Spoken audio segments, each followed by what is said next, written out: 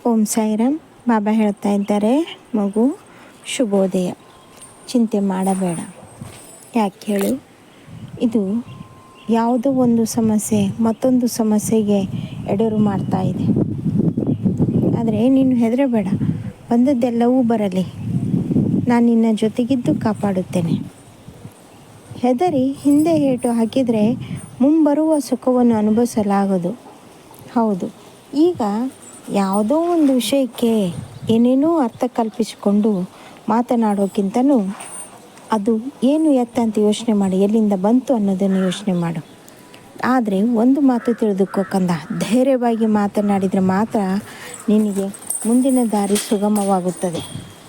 ಧೈರ್ಯವಾಗಿ ಮಾತನಾಡದೇ ಇದ್ದರೆ ಎಲ್ಲವೂ ಕಗ್ಗಂಟಾಗಿ ಉಳಿದು ಹೋಗುತ್ತದೆ. ಯೋಚನೆ ಮಾಡಬೇಡ. ಧೈರ್ಯದಿಂದ ಒಂದು ಹೆಜ್ಜೆ ಮುಂದಿಡು, 10 ಹೆಜ್ಜೆ ನಾನು ಕರೆದುಕೊಂಡು ಹೋಗುತ್ತೇನೆ. ನಿನ್ನ ಗುರಿಯನ್ನು ತಲುಪುತ್ತೀಯ. ನಿನ್ನ ಗುರಿ ಮುಟ್ಟುವ ತನಕನೂ ನಾನು ನಿನ್ನ ಬಿಡೋದಿಲ್ಲ. ನಿನ್ನ ಜೊತೆಗಿದ್ದು ಕಾಪಾಡು. ಅದೆಂಥದೇ ಗುರಿ ಇರಲಿ, ಸಣ್ಣದಿರಲಿ ದೊಡ್ಡದಿರಲಿ, ಕುಟುಂಬವೇ ಇರಲಿ ಸಮಾಜವೇ ಇರಲಿ, ಏನೇ ಬರಲಿ. ಅರ್ಥ ಆಯ್ತಲ್ಲ? ಆದರೆ ನಿನ್ನ ಗುರಿ ತಲುಪೋವರೆಗೂ ನಾನು ನಿನ್ನ ಕೈ ಬಿಡೋದಿಲ್ಲ. ನೀನು ಮಾತ್ರ ಧೈರ್ಯವನ್ನು ಬಿಡಬೇಡ. ಧೈರ್ಯ ಹೊಂದಿದ್ರೆ ಏನು ಬೇಕಾದನ್ನು ಸಾಧಿಸಬಹುದು.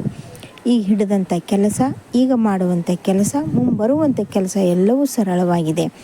ಆದರೆ ಸಂಬಂಧವನ್ನು ಉಳಿಸಿಕೊಂಡು ಬೆಳೆಸಿಕೊಂಡು ಹೋಗಬೇಕು. ಸಂಬಂಧದ ಜೊತೆಗೆ ಹೋಗಬೇಕನ್ನೋದು ನನ್ನ ವಾದ. ಸರಿ, ಆದರೆ ಎಲ್ಲ ಉಸಿರುಗಟ್ಟುವಂತ ಇದ್ದರೆ ಎಲ್ಲವನ್ನು ಬಿಟ್ಟು ತೊರೆದು ಬಿಡು. ಚಿಂತೆ ಮಾಡಬೇಡ. ಮತ್ತೊಂದು ಮಾತು, ಮದುವೆ ತಯಾರಿ ನಡೀತಾ ಇದೆ. ಮುಂಬರುವ ದಿನಗಳಲ್ಲಿ 1 ವರ್ಷ ಸರಿ, ಆಮೇಲಿಂದ ಸ್ವಲ್ಪ ಹೊಂದಾಣಿಕೆ ಸಮಸ್ಯೆ ಬರಬಹುದು. ಅದಾದ ಮೇಲೆ ನೋಡಿಕೊ, ಎಲ್ಲ ನಿನ್ನ ಜವಾಬ್ದಾರಿಯಿಂದಲೇ ಇರಲಿ. ಮುಂಬರುವ ದಿನಗಳಲ್ಲಿ 1 ಅಲ್ಲ 2 ಅಲ್ಲ 3 ಅವಕಾಶಗಳು ಬಂದೇ ಬರುತ್ತವೆ. ಆದರೆ ಈಗ ಬಂದಂಥ ಅವಕಾಶಗಳನ್ನು ತಪ್ಪಿಸಿಕೊಳ್ಳಬೇಡ. ಒಂದಂತೂ ನಿಜ ಕಂದ, ನೀನು ಮಾಡುವಂಥ ಪ್ರಯತ್ನ ಎಲ್ಲವೂ ಸರಳವಾಗಿದೆ.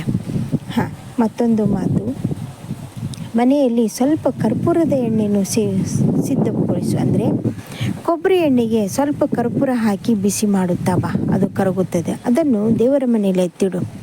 ಪ್ರತಿದಿನವೂ ಅದೇ ಎಣ್ಣೆಯಿಂದ ದೀಪ ಹಚ್ಚು. ಜೊತೆಗೆ ಎಲ್ಲಾದರೂ ಮನೆಯಿಂದ ಹೊರಗಡೆ ಹೋಗುವಾಗ ಆ ಎಣ್ಣೆಯನ್ನು ಕಿವಿಯ ಹಿಂದುಗಡೆ ಹಚ್ಚುತ್ತಾ ಬಾ. ಹೋಗುವಂಥ ಕೆಲಸ, ಮಾಡುವಂಥ ಕೆಲಸ ಎಲ್ಲವೂ ಯಶಸ್ವಾಗುತ್ತದೆ. ಎಲ್ಲ ರೀತಿಯಿಂದಲೂ.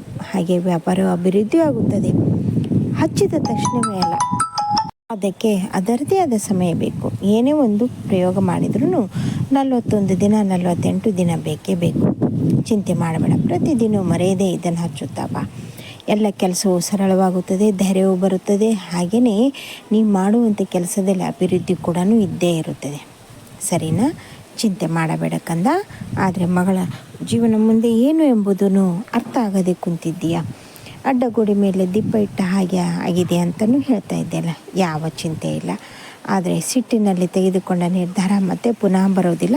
ಅದ್ರ ಕಡೆ ಲಕ್ಷ್ಯ ಇಡಲಿ. ಇಂದೆಲ್ಲ ಒಳ್ಳೆಯದೇ.